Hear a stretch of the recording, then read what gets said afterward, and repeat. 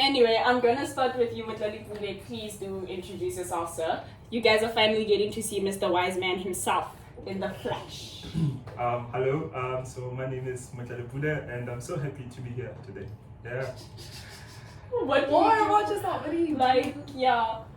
Oh, what do I do? Okay, I'm studying Become General, and yeah, I love romantic movies. So that's my life. You. That's it.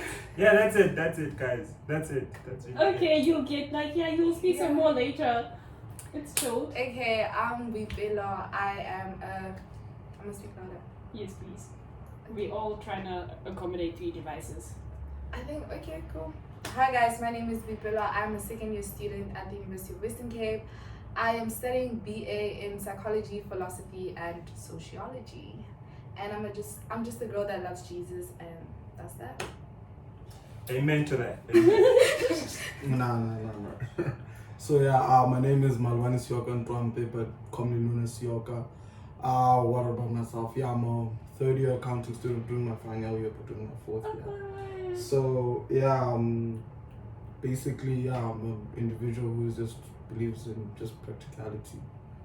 Nothing more, nothing less. Okay, very realistic. Clearly, these Yeah. are intellectual. The rest of us want to live in an ideal world, and they're like, is it practical though? Anyway, as you know me by now, I'm Marlies McKenzie, a creative, a speaker. I'm just literally, I believe that we are called to live many lives. So, whichever one it is, and if it's your purpose, then you're probably gonna excel in it, because I think you can actually be a master of all trades, or a jack of all trades, and a master of all of them. So yeah, man, like we discussed already, the purpose of this podcast, this episode, is what is the purpose of men? What is the role of men in society? And this conversation is going to be led by both of you, because you are men, so like you have a clear understanding of what it means to be men. So yeah, I want to talk about the biology of men. If we talk in life science terms or in biological terms, that would be the X and Y chromosome that identifies one as men. We would talk about sexual orientation. But now when we talk about sexual orientation, it now becomes a matter of who I'm attracted to, and that could be people of the same sex as well. So now I want to leave this question to the both of you and ask you what it means to be a man. What does being a man mean to you? What is your biology as a man? What is your identity as a man? What qualifies you as a man? And where do you derive those qualities from? So what I would like to ask you. No. Fully. I think you're familiar with the platform, so I think. Okay. I will start by tackling the first question, because those questions are very different and they're very loaded.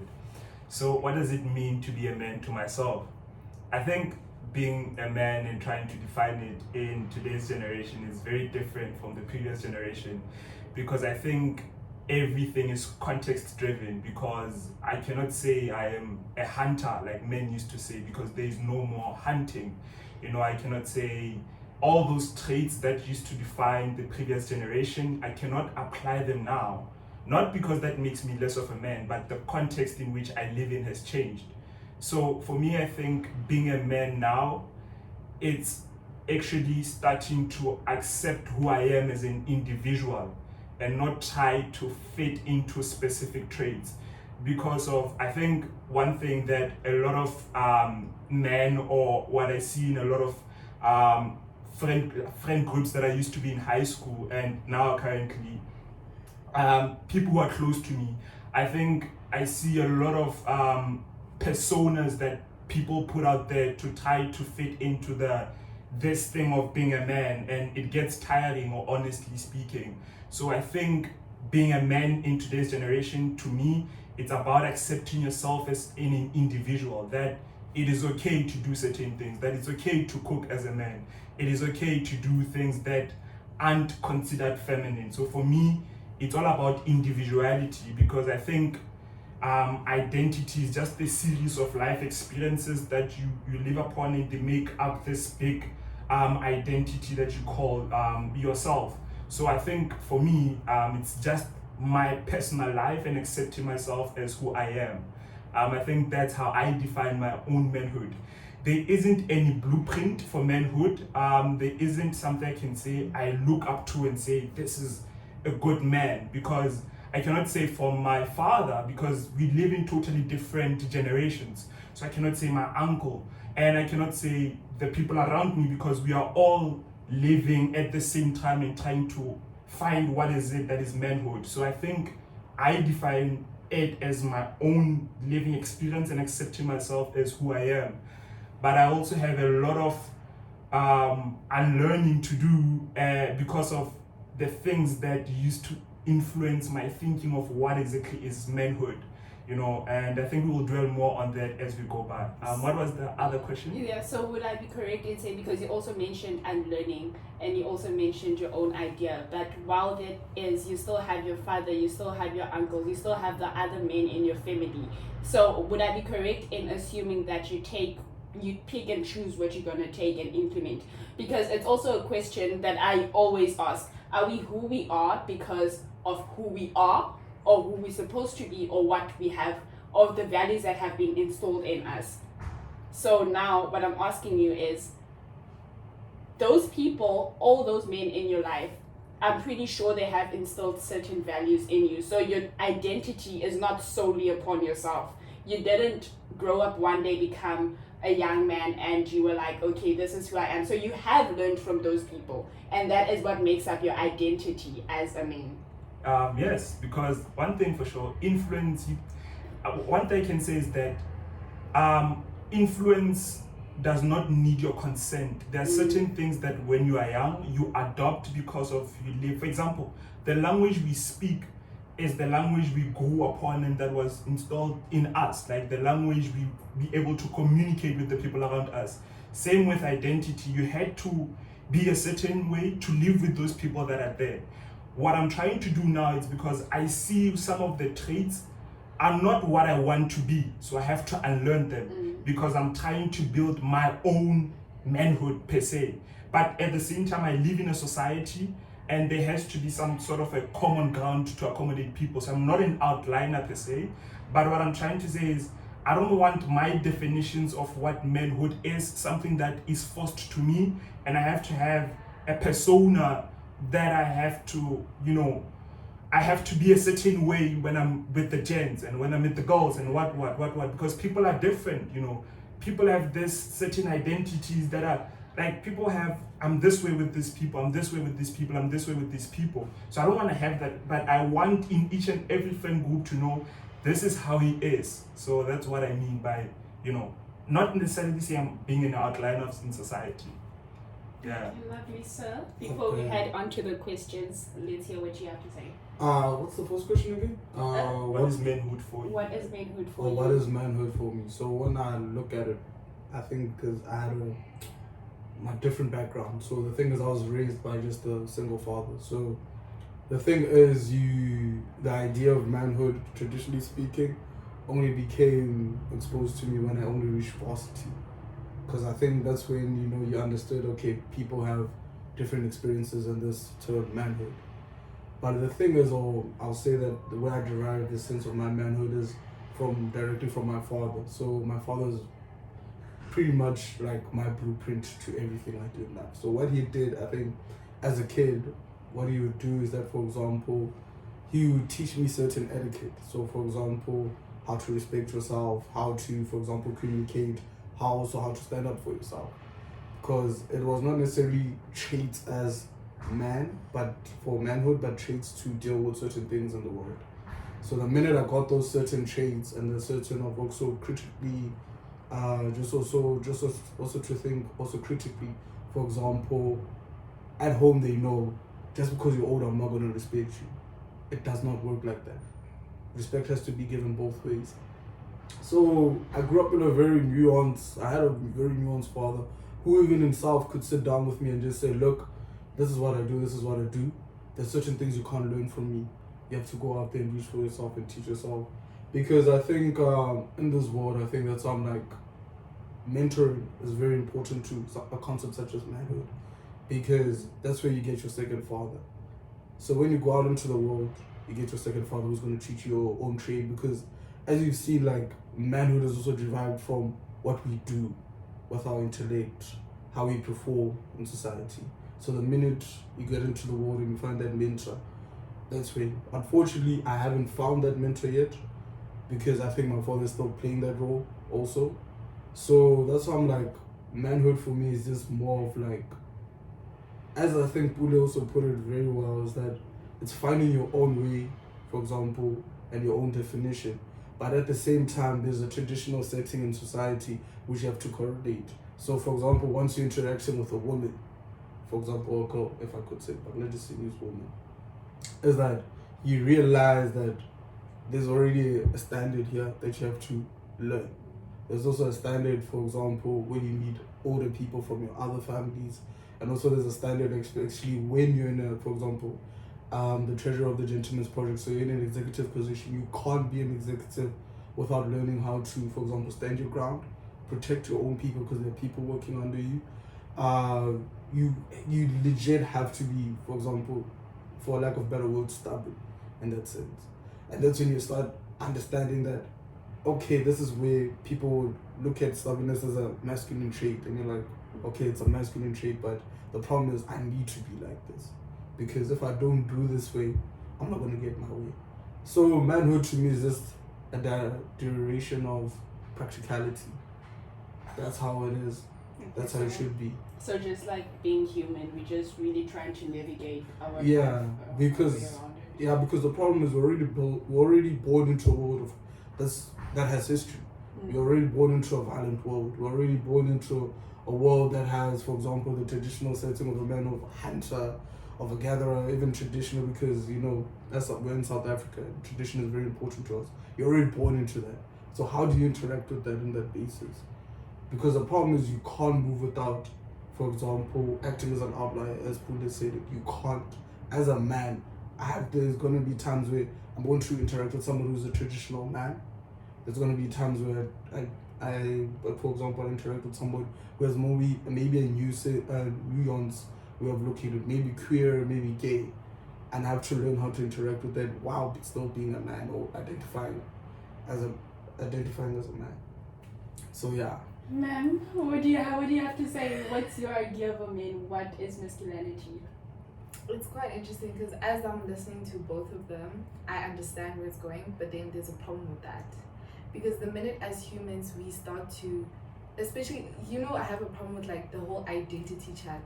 Because identity is much deeper than we actually think. And I always say that if your identity is not based on a solid thing, it's going to constantly fluctuate. So if you base your identity on culture, on tradition, on what people say, on belief systems that are made out by human beings, it's going to constantly fluctuate and it won't sustain you, because those people did not create you, but instead they are, how can I say this? Okay, let me put it like this. For instance, parents, right? Parents always say that, oh yeah, I made you and stuff like that. You are a physical manifestation of the person that I am in the spiritual. I don't know if it makes sense, because in Jeremiah 1:5, God says, I knew you before you were even in your mother's womb. God already knew you in the spiritual. It's just a matter of fact that you manifested into the physical through your parents. So topics such as manhood and masculinity, it's all rooted based on identity. It all boils down to identity, like, who am I? And the only way you can know who you are is know whose you are and who made you, and that is God. My problem with manhood, especially in the generation that we live in, we all know that we all look for our identity, and in this context, it's in the context of manhood and stuff like that. So we have parents, we have uncles, we have traditions, we have religion that tells us, that shapes us or gives us an idea of this is what a man should act and this is how a woman should act and all these things.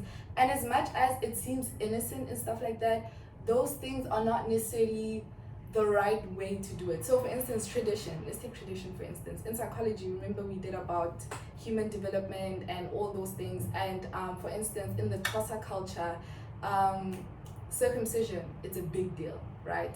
Now circumcision, if I'm correct, and someone can correct me, in the Xhosa culture, it's the pivotal moment of your manhood. Because after that, now you dress like a man, you act like a man, that's what defines your manhood. But the problem with that is based on psychological. Someone's opinion. It's not based on the word of God. And I always, I always go back to the word of God because that is where it should be, because God created man and woman, not tradition, not people. God did it, and there's a reason why we are biologically different. We live in a world where feminists, oh, we need to be equal, oh, we need to do this, oh, we need to do that, and that's not the case. There is a reason why men have more how do you pronounce that? That hormone, that sex hormone, testosterone than women, and there's a reason why we have that estrogen more than men. And it doesn't necessarily mean that we're unequal. We're equal, yes, but we're different. And that's the beauty of it all. So manhood, my problem with it is that we say like it now becomes a progressive thing. It's not solid. Because he describes context based on his experiences, and we adopt certain things where it's like, oh, well, that's not necessarily manhood, that's your version of manhood. Then what is really the real version of manhood? And that's my problem. It's like, we need to go back to the real version of, and the Bible clearly states it. I know people are going to hate on the Bible, but that's the word of God. If you want to know who you really are and why you're here and why men function like this and why this and that, because the thing is, all these things, how men act, we see a perverted version of that. And I always tell people, like, men in essence, they're very authoritative. They have pride, they have ego and stuff like that. Is it a bad thing? No, it's not. But because they've not been taught in the right context, it's not, we see a different version. That's where we have toxic masculinity. That's where we have men that are they're all like, oh, women need to be submissive. Yeah, it's the right thing, but you're not demonstrating it in the right way. You're not receiving it in a right lighting, I would say. But okay, let's head on to the questions. I saw there were a few questions, and then after that you're going to tell us about the Gentleman Project and how you are trying to navigate manhood in that, and what you're trying to teach men, how you're trying to reach out to them, and how you're just trying to be better men, basically. Let's see. Okay. So Isaac asked a few questions. Anyway, by the way, Simi, so thank you for joining. Ledimo Muktatlejo, thank you for joining as well. Oakley, thank you. Why is a man's role in society negotiable when a woman's role in society isn't? Can you guys answer that? Should I repeat the question? No. You can repeat the question, please. Okay, the question is, why is a man's role in society negotiable when a woman's role in society isn't? Sorry about that. Yeah, thank you. You can stop there. No, I'm still thinking about it. Okay, I think. Would you want to? Just repeat the question one more time. I'm so distracted. Sorry about that. Why is a man's role in society negotiable when a woman's role in society is not? I think, how can I answer this? I'm just trying to get the proper context, just to make sure I don't offend anybody here. I hear that question. I think, for example, it's just the thing is, it boils down to just the situations that women find themselves in. I think, as she pointed out, is that I think when it comes, because I don't know how to reference it, but for example, single motherhood, like, if I'm not there for the child, who's going to be there for the child? It's like, that's why women have to be women. Like, it's because of us, in the sense that we men don't make it negotiable in that sense, because we don't allow women participation into that. So I think I can understand why it's not negotiable in that sense, but I think this boils down to us as men not interacting with for example, with our women in a more practical fashion.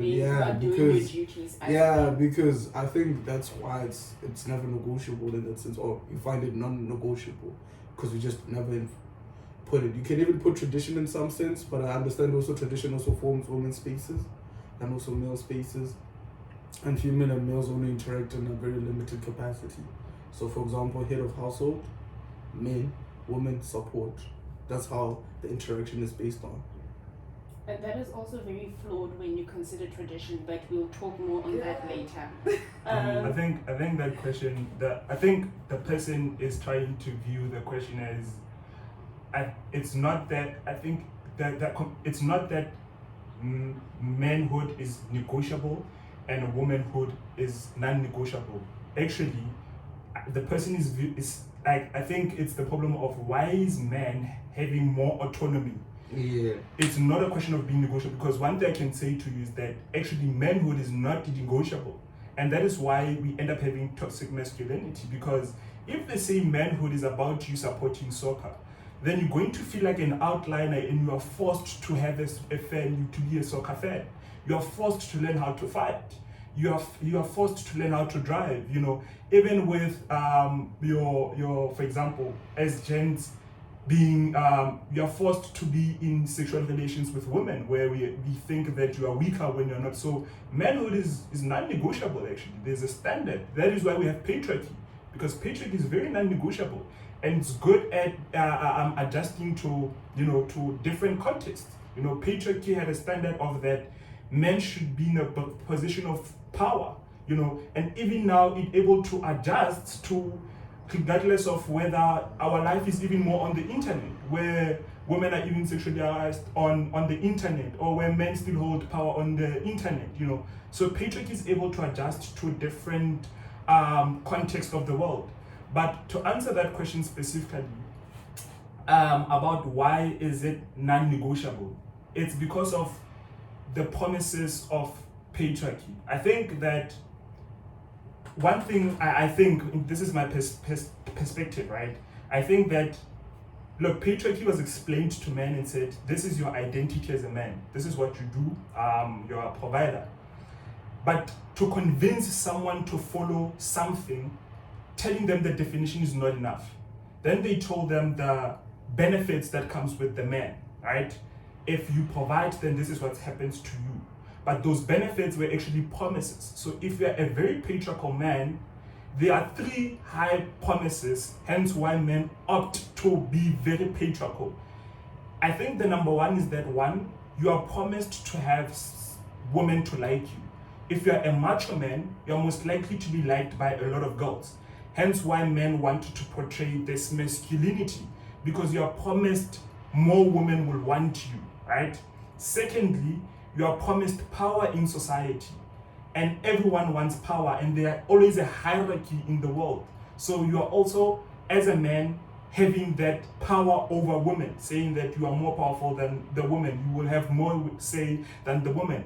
And we're seeing different practices where in the Middle East, when women testify in court, their testifying is 50% of the men testifying. Like if I as a man say, I did not abuse this woman, and the woman says, and the woman in the Middle East says, no, actually you did, what I'm saying is held higher than what she said, right? So there's power to that being a man in society. And the last thing that was promised to man, it is actually there's some sort of consistency, like some sort of understanding the world, because of the world is so complex. So but patriarchy gives some sort of direction that this is what you need to head to. Like it gives you some level of purpose in life. That's what I'm trying to say. If you don't know what to do, then you're most likely to fall into patriarchal traits and say, I must be a provider. So it gives you some level of purpose. And the last thing I think why woman is never non-negotiable, it's because of the complexity that comes with being a woman in society. For a long time, menopause and periods were considered a disease because of being a woman is such a complex biology. And hence why men never really took time to comprehend that. And as psychology students, I don't know if you know the psychologist Sigmund Freud, where he came up with the theory of penis envy, that women want to become women, that want to become men. It shows how there's so much, there's a lack of understanding of what is womanhood. Because of why? Women were never in the church to be able to give themselves those identity. Because definitions are from a scholarly perspective, and scholars are dominantly white people. Like if you look at the people that influence the world today, from science to psychology, it's white men. And who knows? Because in African cultures, manhood was actually defined that you have to sleep with a man to know that you're actually a man. What? Those are some of the cultural practices that are not part of the chat. Facts. So, Oh, I and didn't because, know yeah, that. so those are the silent African cultures that were practiced, but because of definitions and from a scholarly perspective and from a white background, we don't know about them. We don't know that manhood in Africa is different to how manhood is in the Middle East and is in the West, right? For example, yeah. sorry, just to also add on, for example, in our African languages don't have pronouns, if you think about it. Are we going there? No, like we don't have Oh, no, but it doesn't necessarily have pronouns. But also, I think when he also added on the negotiable sense of patriarchy, also you have to also remember that patriarchy is not selling a dream to men only; it's also selling a dream to women, and that's why, for example, like, let's be fair and let's be honest. You're going through school. Look at how your schedule is. If a man comes to you and says, obviously, let's say you have feelings for him, says, look, I want to take care of everything. You just stay at home, do whatever you want to do. You can paint, do whatever, just raise the kids. Doesn't that sound like a good deal? It does. Patriarchy. And it also just depends on where you are mentally. But You yeah. get me? So the thing I get is, you. it's just that's the reason why feminism was very important. It was that thing of like, okay, guys, we've been getting a deal from patriarchy. Like, we've been getting this deal. Yes, this deal is nice, but the problem is we want to make our own terms. We don't want to go with their terms. So I think, in a sense, that's why, in terms of, I think when Pule was saying, in terms of patriarchy, in terms of masculinity, that's why the woman role, or I think the question was the femininity Not or being woman. negotiable. It's not negotiable because you have a deal right there. When they tell me I must be a provider, there has to be a receiver. Okay. So when that woman is a receiver, she understands, hey, I'm getting a provider here. Yeah. And she knows what I am. Now that's what they say. I don't say anything, I'm a provider and it's child. I think, So, but also to explain is that I just love studying, the genesis of things in general, knowing why things are as they are. Provision wasn't people deciding to wake up and say, you are a provider, you are a receiver. It's not something that was, but I will, before I go into that point, before I forget, I almost forgot actually, I want to echo what she said. She spoke about, and I definitely agree with her. Not the entire part, but the first part that she spoke about, where like our identity being fluctuated. And I agree with her because of, for example, our identity as Africans, like he said, we don't have like pronouns. And part of not having pronouns is that we developed pronouns, in a sense of saying that from school, from whatever, that when you speak to a woman, you have to say ma'am. When you speak to a male, you say sir. And then comes a more liberal world and say you need to ask your preferred gender pronouns. And the reason why it's difficult for society to adjust and it becomes very fluctuating, this is why I agree with her, it's because of we come from a background where calling you ma'am is something respectful. And now when I get out to a world and you say what I'm doing is wrong, it becomes these two generations that are constantly clashing and creating this toxicity where you either this or either not, You cannot coexist. You cannot coexist. And this is because of you. When you go home, you have to call your mom or your aunt, ma'am, sir, and whatnot. But you get into the world, and you have to ask first, And because people find it disrespectful and say, "Why are you assuming my preferred gender pronoun?" But when you go home, no one has ever asked their aunt, "Do you identify as an aunt? Do you want to identify as an uncle?" So there's always this clash where this background where we're living in very two parallel where like our older generation are like the ceiling to the progress that the younger generation is trying to have in society, where young generation wants to be very liberal and want no one to assume anything, but old people want that there is a blueprint and a standard. So it's like the older generation is the ceiling of our progress and this constant clash, where on this end you're being respectful, on the other hand you're being wrong. And it's very difficult for young people to keep up with that, And to go back as to what he said, because I want to engage everyone to make them, is that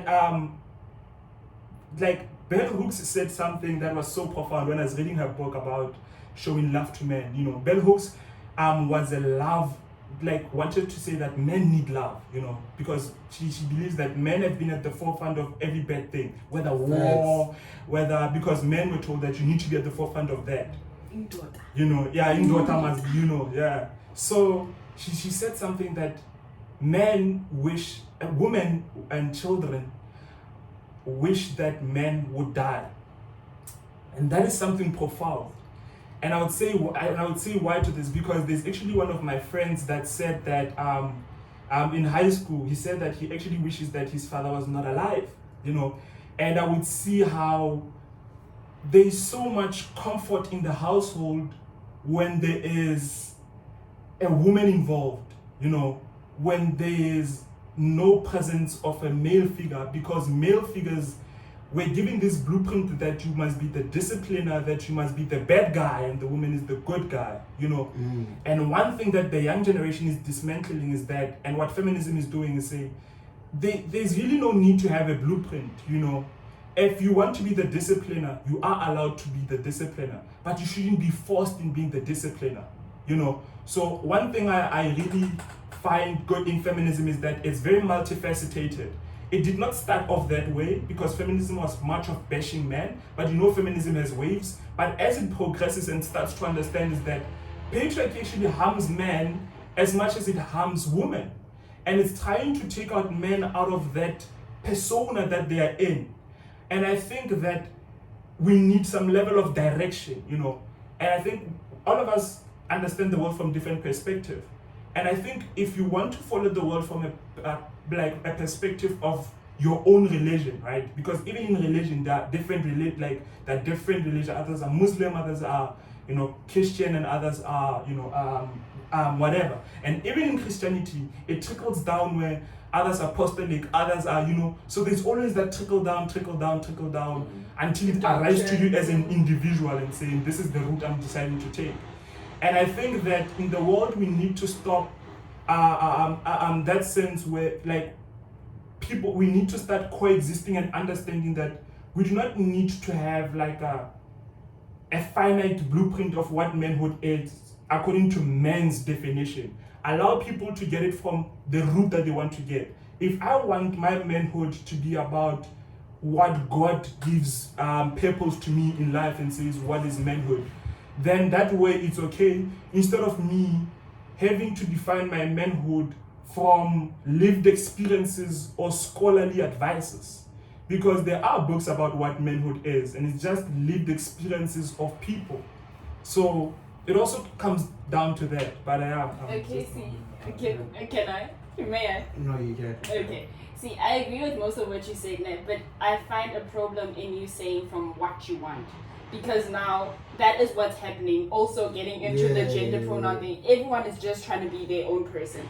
Everyone is trying to behave as if we are our own creators. And yes, we do have authority in our own lives. But again, going back to what Jatim said, identity.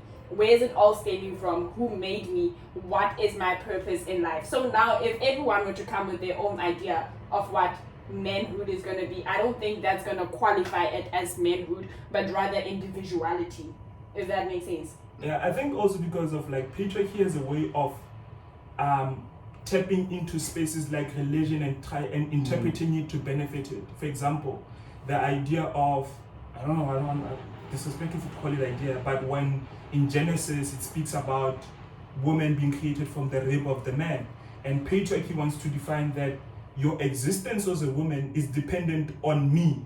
See, now that's perversion. And also, God says that everyone is made in the image of me. So my identity is not because of you, or my existence is not because of you, but it's because of my own creator, you know, but it's because of God. But because patriarchy and scholars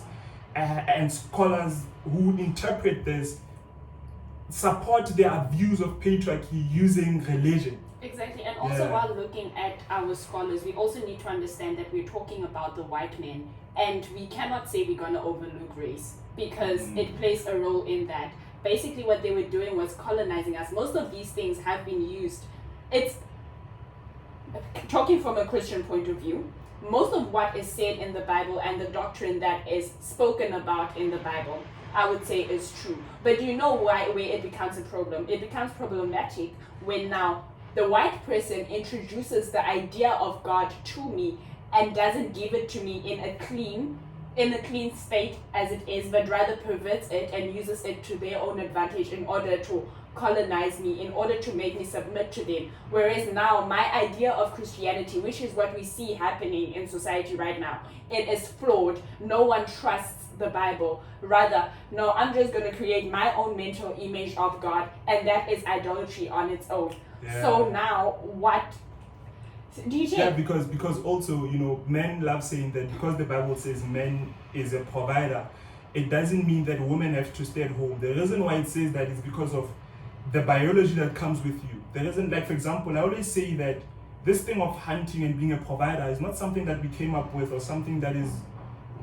there, that we created.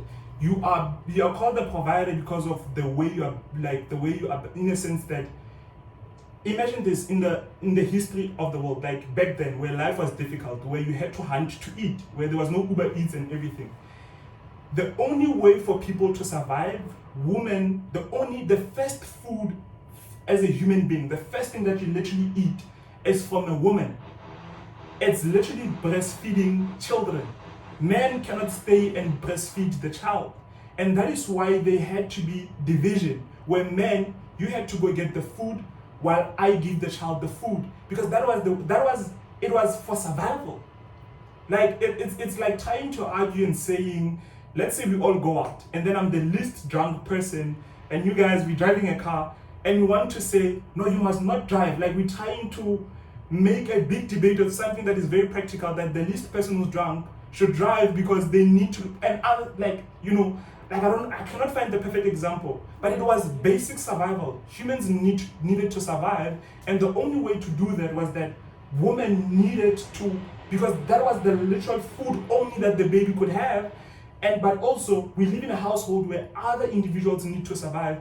That is where you come in, you know. So it's not something that was there, and because sometimes people want to make it as if we woke up and said you must do this. It's not like that, you know. There's a purpose behind that, and we had to survive.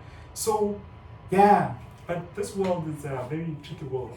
Should I go on to other questions, or does anyone want to add something? I wanted to add to something in terms of the religion, politics, and all these spheres of these institutions and these spheres of education and knowledge. I would say that, for example, when looking at masculinities, that, okay, I don't want to deep dive into my beliefs, but you could actually see that even with the white man ideology, even with the Chinese ideology, even with the South American ideology, even with the American, or not American, let's just say African manhood in terms of that, we share the same type of issues. Again, and it speaks a lot to patriarchy, because patriarchy is it's a very vicious cycle. Like, patriarchy requires you to be vicious. It requires you, it's clean cut throat. That's it. You don't need anything more, you don't need anything less. So to go back into, I think when it comes into, no, I'm not trying to, because I've been hearing a lot of points, is that we have to be very careful, for example, because when we look at it, because we're using also like the Bible as a reference point, is that also the interpretation. I think when we look at it, because when Bule was, or people, scholars were like, look, Adam in Genesis, a woman, whatever, God took a rib from Adam and made the whatever, but also they can also, for example, if I look at it in a different way, it can be interpreted in a way that man and woman need each other. And forever, God created them in that light so that they'll always rely on each other. That's why, for example, right now we're having a conversation of masculinity, but we can't avoid femininity. So I think in that sense is that, yes, when we look at the world and looked how whitewashed it was and how perverted it is and how it came into us as black males, where we feel like this is what the white man did to us, looking at us that we're just some, I don't want to say monkeys, but looking at us like we're just monsters, we're just savages and what. And it highlights these issues, but it goes back to the main purpose. Patriarchy is savage. Look, I want your land and I'm gonna make you look like a fool. There's nothing to it. Hey man, the people I wanna provide for, they're back home and I don't care about you.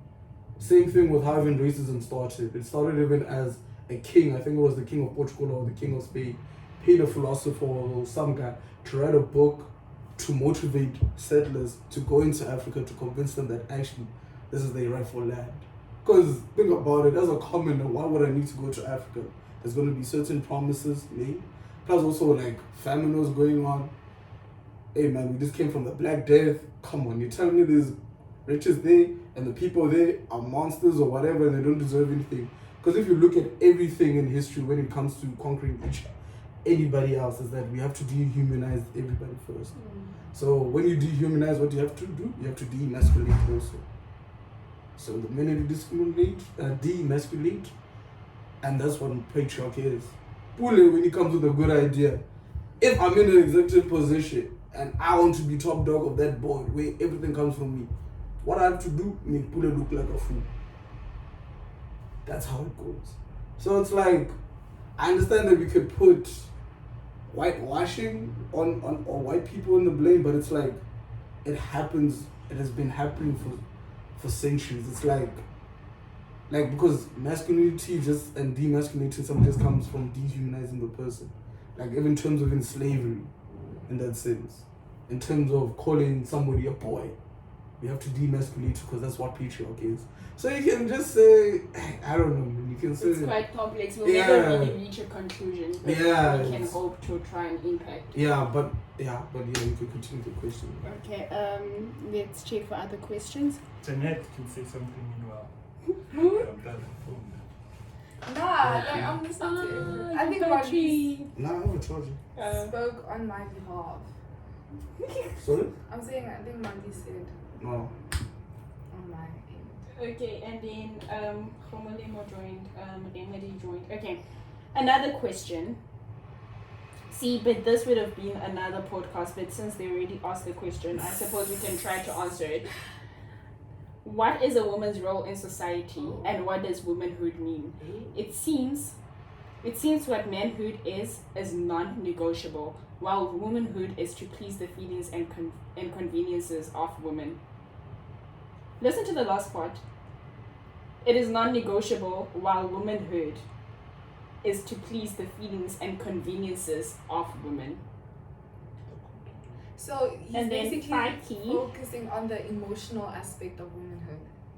If I'm understanding this correctly, what it would suggest is that women are trying to be women just to please other women or look good in the eyes of other women and not necessarily doing it for the purpose that for what we were called to be. That's just how I'm understanding it, but we'll try to answer that. Or we could make it another podcast. Hi Charlio, Carly Corp, Boy Tumelo, Are you doing shout outs? Uncle Uhuru, Kadi Baba joined. Yo. And then again, Sir Isaac Ari. There's a difference between power and competence. Okay. So I suppose that's just a point we need to take into consideration. Confidence joined, Oratile joined, Tandy we joined. Okay, a lot of people actually joined. Muzimo Sese, you can call me Tim. Oh my word, are we doing shout outs now? Umbrello joined. Just read the question. Okay, This is gonna take long. a lot of people joined. So do we want to answer that question? Yeah, you open the floor because I don't know how to answer. Again, I'll repeat the question, yeah? Yes, please. The question was about what is womanhood, because it seems like the manhood definition is there, but womanhood is all about serving. Right? Yeah, and Serving focusing more on the emotional side. Yeah. So when you think of women, it has to be something that is emotional. And I was thinking this could have been because already now we're talking about masculinity and the role of men in society, right? I was thinking that at some point, yeah, it is also. Maybe we could have had a conversation where it's just what is womanhood, and then finally come together as a collective and talk about womanhood, and although it would somewhat be repetitive, but new ideas would be brought in because now we're trying to reach common ground. But anyway, because the question was already brought up, what is a woman's role in society? Personally, because like I've been saying, I feel like it's a chat I've been having a lot lately. I think the role of a woman is to nurture. I think I am called to be feminine. And it is really hard because every day you go out into the world and you put your masculine energy on because you need to be tough, because you're literally just taking blows. But while that is also the case, it does not mean that. That is why I have an issue with equality. Because even when we talk about equality and feminism on its own, and I can't believe at some point I used to be a feminist. But anyway, my point is, we are trying so hard to reach this equality that we do not know what it is. Are we fighting for equality in the workplace, or are we fighting for equality generally in life? And the whole idea of feminism, the root of it is innocent, but the way it is being implemented is not correct. That is what I have a problem with. So now going back to what I believe a woman's role in society is to nurture, it's to be feminine, it's to be led into submission and knowing what I'm submitting to. It is knowing that it is basically being led because, again, I'm the helpmate. And that does not mean that I am less than you. We need each other. We are codependent. Like Jotem said, we are different. That does not mean we are, even biologically, we're not equal. Men themselves are not equal biologically. Men themselves are not equal. So what is it?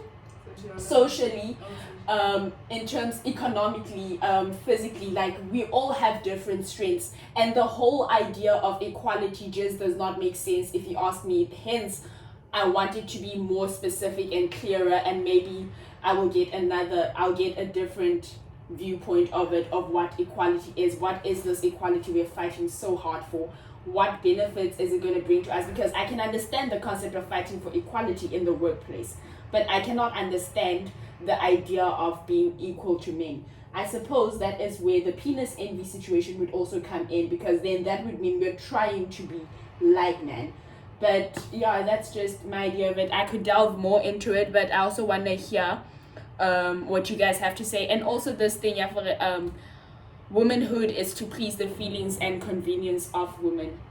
I actually somewhat agree and understand that question to a certain extent. If you look at feminism as well, it's a matter of whenever a woman is being nurtured and taken care of, and also basing womanhood and manhood on in biblical terms, is whenever a woman experiences such gracious love and is being led into submission or led to Christ by her partner like that, it often becomes a problem because now she is considered a weakling by other women, and as a result she now tends to put on her masculine energy because she is trying to convince other women or make other women feel better. And again, it becomes a problem because we live in a hypersensitive society. It's just a pity that right now Luyanda could not make it, but he is gay, and he was also going to add on to what masculinity means, because again, there's now we are back to making our own identities, what masculinity is. We're now on the chat of pronouns, like why is the necessity for pronouns? Why are we, and again, are we not just humans? So I feel that we live in a very hypersensitive generation where we're constantly accommodating for other people's emotions, whereas like it is not even your responsibility.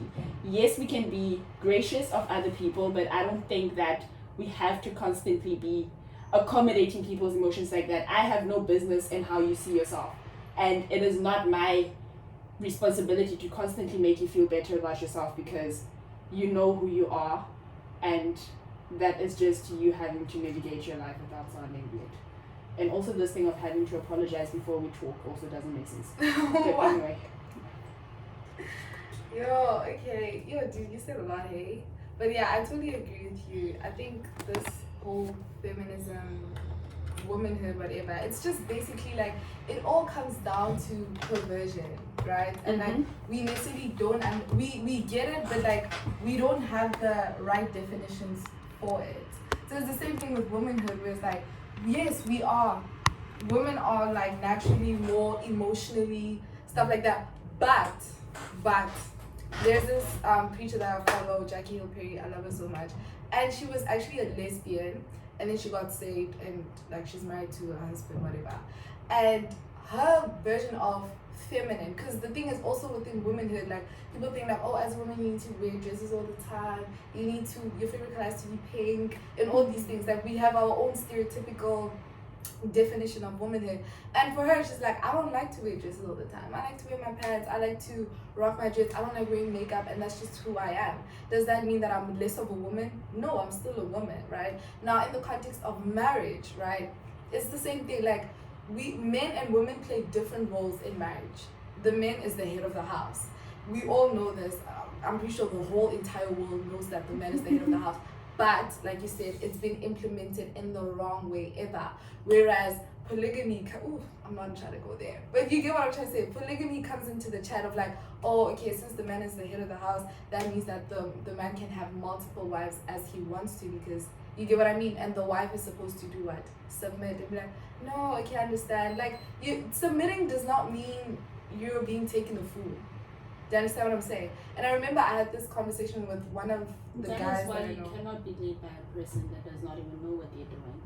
and that don't know who they are. And I think the issue is men do not realize the authority that they have. I do not think they realize the responsibility that they carry. I do not think that They like the benefits, but they don't want the responsibility.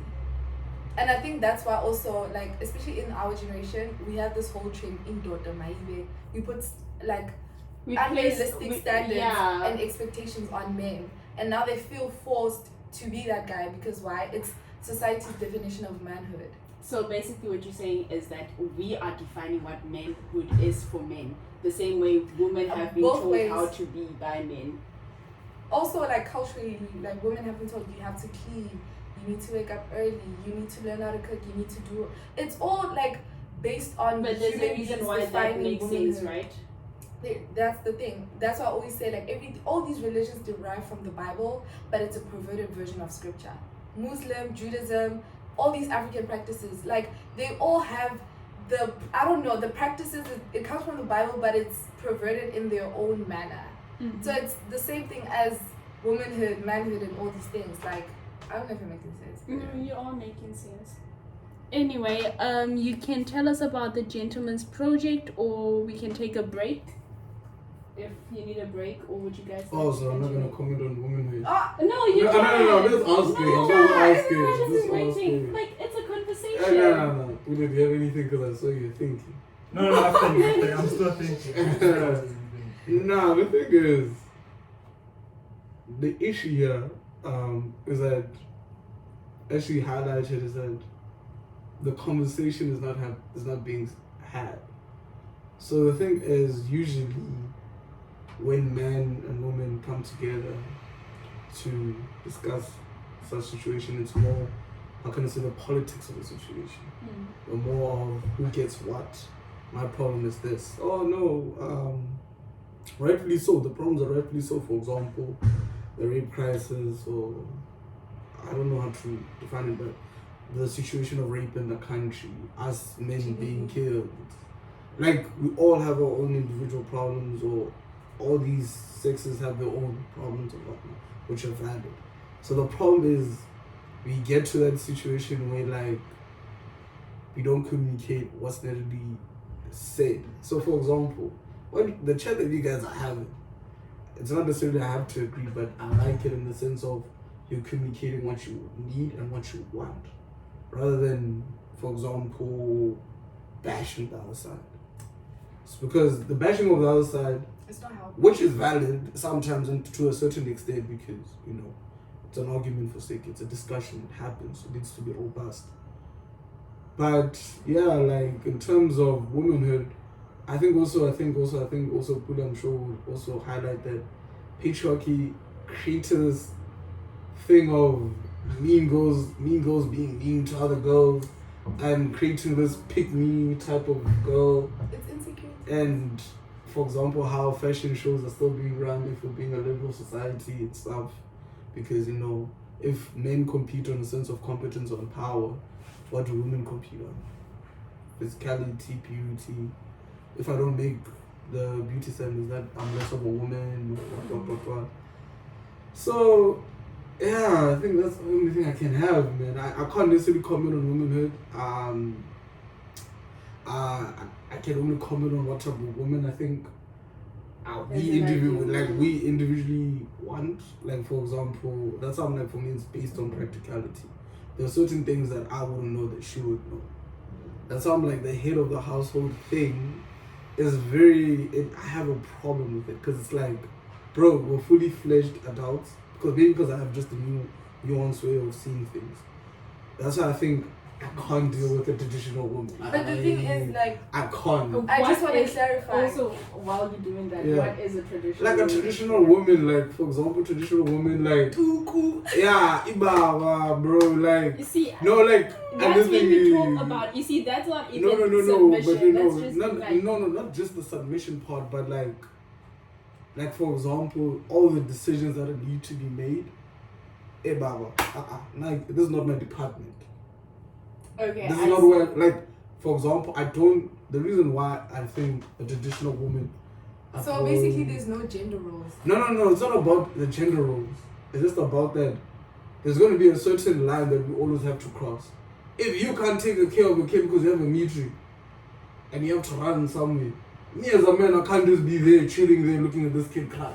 I see where the flaw is. I see where the miscommunication is. Is the It's expected gender roles Easy. in a marriage? Then we have to no. discuss what gender roles are. Yeah, like- how that The has wife to must be. cook. The wife No, must clean. like- the man- Like Because- gender roles, right?